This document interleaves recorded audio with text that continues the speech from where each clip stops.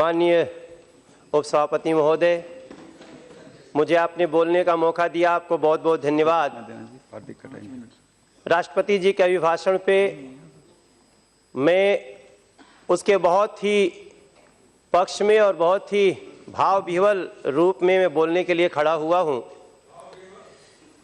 मैं इसलिए भाव विह्वल हूँ कि मुझे राष्ट्रपति जी के अभिभाषण में कई ऐसी चीज़ें सुनने को मिली जिसकी पूर्ति के लिए मैं राजनीति में कदम रखा हूँ। मेरे जैसे कलाकार को जिस प्रकार से इस सदन ने स्थान दिया है उसके लिए मैं नरेंद्र मोदी जी का धन्यवाद करता हूँ।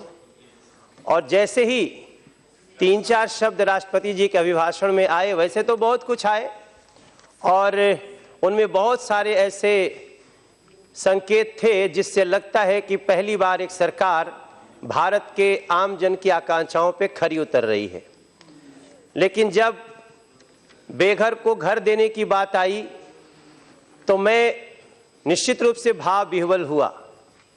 आजकल मैं एक सांसद के रूप में अपने दिल्ली के झुग्गी झोपड़ी में शाम के 7 बजे से लेकर सवेरे 10-11 बजे तक रहने का कार्य करता हूं। माननीय उपसभापति महोदय, हमने लोगों को जिस स्थितियों में रहते हुए देखा है उसका अगर पूरा वर्णन करूंगा तो ये सदन भी भाव विह्वल होगा। हमने ऐसे ऐसे लोगों को देखा जिनकी बेटियां, जिनकी बहुएं गली में खुले में स्नान करने को बाध्य हैं, जिनके घरों में जगह नहीं है कि वो स्नान कर सकें।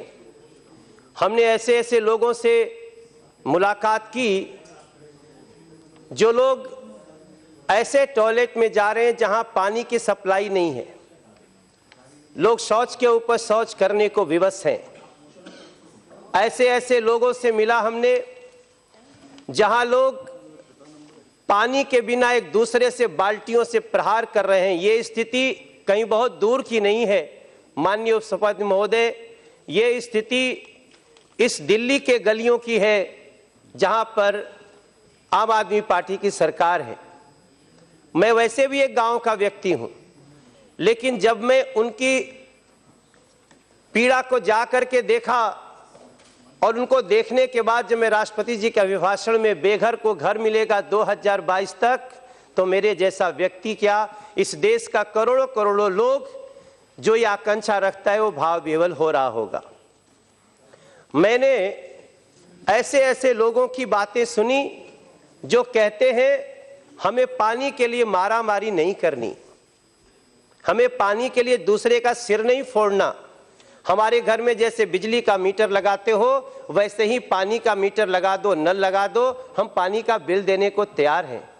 लेकिन मैं बहुत संक्षेप में खत्म करूंगा उपसभापति महोदय अपनी बात, क्योंकि हमारे सभी साथियों ने काफी कुछ बोल रखा है।